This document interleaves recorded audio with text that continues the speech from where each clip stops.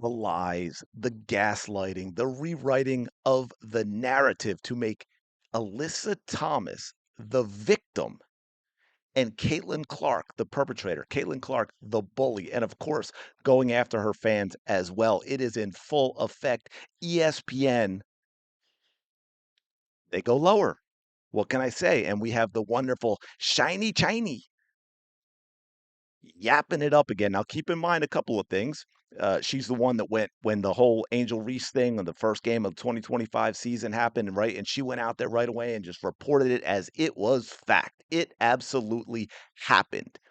And she had to actually come out. It was so bad.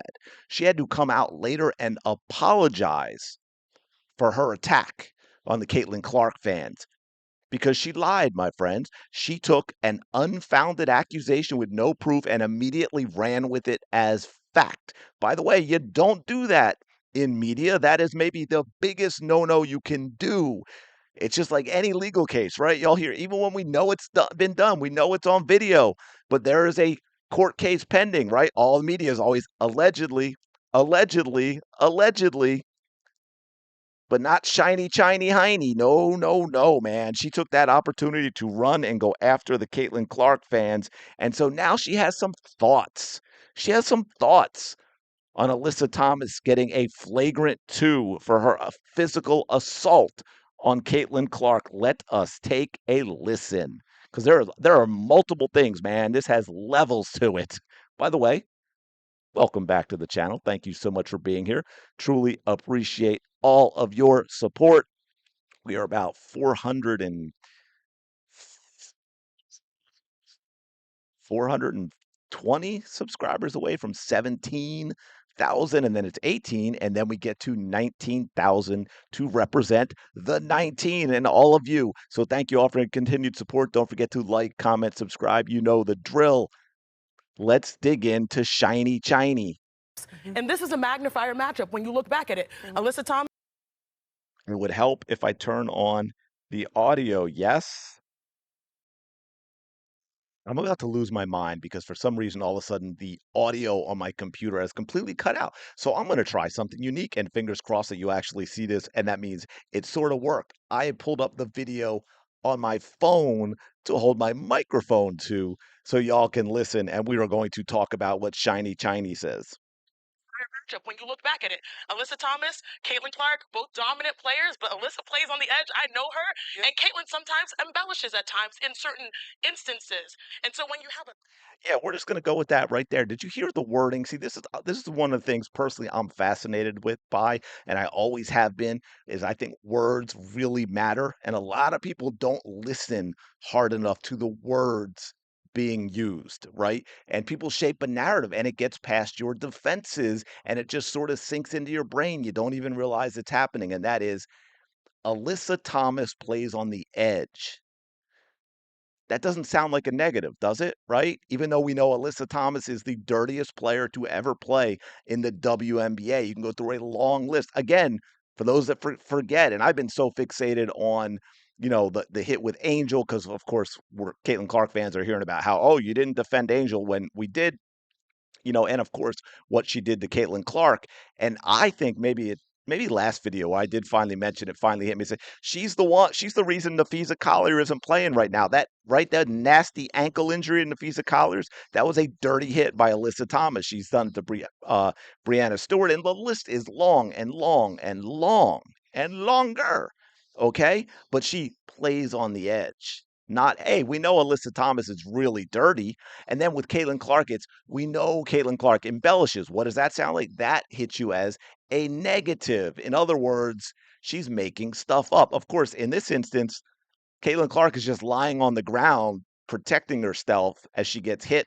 Need by a couple of players, by the way. Dewana Bonner, she's getting off scot free because of what Alyssa Thomas did, but Dewana Bonner dove in and need Caitlin Clark in the upper back. Alyssa Thomas need Caitlin Clark in the groin before the whole fist thing. But again, that's a really important to understand and pay attention to that wording. It tells you a lot. Let's keep going.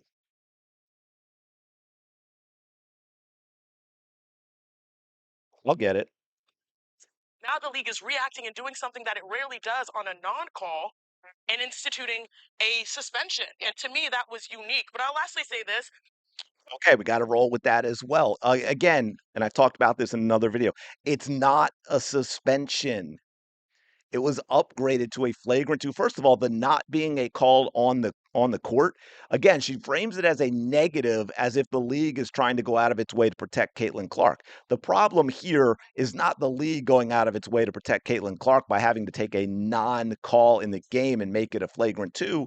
The thing you should be talking about is why wasn't anything called during the game, because the official had a perfect view of what happened and did not call anything. That should be the question that you have in this instance. But again, she frames it in the other way to portray it as maybe protecting Caitlin Clark, which simply isn't true. Because that largely happened because of the optics. Yeah. In game flow, if you're watching in game speed, I was watching in game speed. I didn't really notice too much because people hit the ground all the time. Yeah. Maybe you shouldn't be doing this job. ESPN, have you fired this woman yet? She's made a lot of mistakes. I noticed it in real time. It's pretty obvious in real time. If you didn't notice it, again, maybe you shouldn't be doing this job because you clearly are not prepared to talk about situations since you don't notice the most obvious things during games. Again, more lies, more gaslighting. She dismisses it, right? That's the whole point of saying, "Oh, I didn't even notice it." It couldn't have been that bad, right? If she didn't notice it, someone who reports on the WNBA for a living watched the game and didn't notice it. It couldn't be that bad, right? But then when narratives are created based off of a freeze frame, that can create a huge problem. And I do think that slow motion. Yes, the league was reacting to the optics of that image. Yeah, which is Again, not true. And by the way, this actually got community noted, which is fantastic. To say, hey, they reviewed the video. This was not done on a freeze frame that looks bad. In fact, it looks a lot worse if you watch the entire video, as I put in other videos on here, because of the whole thing. You can see the knee to the groin by Alyssa Thomas. You can see that she took the opportunity to jump on Caitlin Clark. You can see that the ball is not there. You can see the fist to the throat, the other fist to the body. You can see, again, the contact even when she gets up, and then the contact made as she pretends that she's stepping over Caitlin Clark as well. The video, way, way, way worse than the freeze frame. WNBA is not reacting to optics. In fact, this is the first time maybe that they've gotten something right in a long, long time. Like Tibbetts was saying, right? Yeah, like if you walk by me and I'm doing this, but then if you play it faster and you see I was actually doing this, right, to move my nose, it looked different in freeze frame. Yeah, but the bigger picture issue here is that, like, in that situation, if you're watching it in real time, both players who are known to make their issues known got up and kept going. That's why I have a problem, because if you're looking at the reaction even to this day, it breaks my heart, because players even in Alyssa Thomas's caliber, whether you think she did it intentionally or not, she's dealing with a heightened level of vitriol right now based off of what this situation created, and that doesn't sit well with me. If the league could really handle this better in real time and figuring out how we want more points, we want more fouls, but how do we keep an eye on these specific matchups so we can avoid the narratives getting out of our control? The camera was falling in slow motion. Wow. Okay. So, wow, where to even begin with that last part there? Of course, again, the victim, right? What Alyssa Thomas did isn't the problem. It's people calling out Alyssa Thomas and letting the WNBA know that they're unhappy with really bad officiating. They're unhappy with Alyssa Thomas getting away with a dirty play. No, no, that's the problem for her. It's not, again, see, this is the playbook. Do something or say something nasty. It gets reacted to, then you play victim to the reaction, forgetting the fact that you've got a deserved reaction because of your behavior in the first place. And I want to finish by addressing the thing that that's what she has a problem with. Did you hear her? Both players got up and kept going. What else were they supposed to do?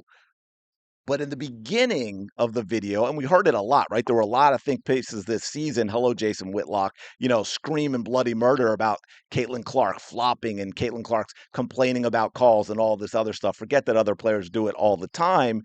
But she says at the beginning, Caitlin Clark embellishes. Okay. And that's a problem, right? We got all the think pieces. She's a flopper. And then here at the end, she says, "Oh, well, Caitlin Clark didn't react in any way to it. So it shouldn't be like, again, talk about a great example of you can't win no matter what. Here it is. This is how they deal with Caitlin Clark. If she reacts at all, it's a Caitlin Clark problem. She's a flopper. She's entitled. She's a brat, right? She's privileged, all of that. If she doesn't react to something done to her that is very dirty and could have ended her career, well, then it wasn't that bad and it wasn't dirty because look, Caitlin Clark didn't even react, right? Again, you can't win. And I'm sorry, I'm going to keep calling out the bullshit. And that's exactly what this is. And now I can't even remember if oh yeah, I think I did, right? Or I might have gone off on a tangent about the flagrant two. But in case I didn't, I will end with this. She wasn't suspended. A flagrant two is an automatic in-game ejection. So if a flagrant two is called, say maybe it's weird because the officials are so bad it was no call. Usually it's a flagrant one that gets upgraded to a flagrant two after the fact in the NBA, WNBA. But either way, a flagrant two is an in-game ejection. So if it's an upgrade after the fact, you still have to have that punishment, which means you don't play in the next game. It's not really a suspension the way they're making it out to be. It is just a flagrant two, and that's what a flagrant two is when it's an upgrade after the fact. Anyway, let me know your thoughts in the comments below. Like, comment, subscribe. Y'all know the drill. You're awesome. I will talk to you later.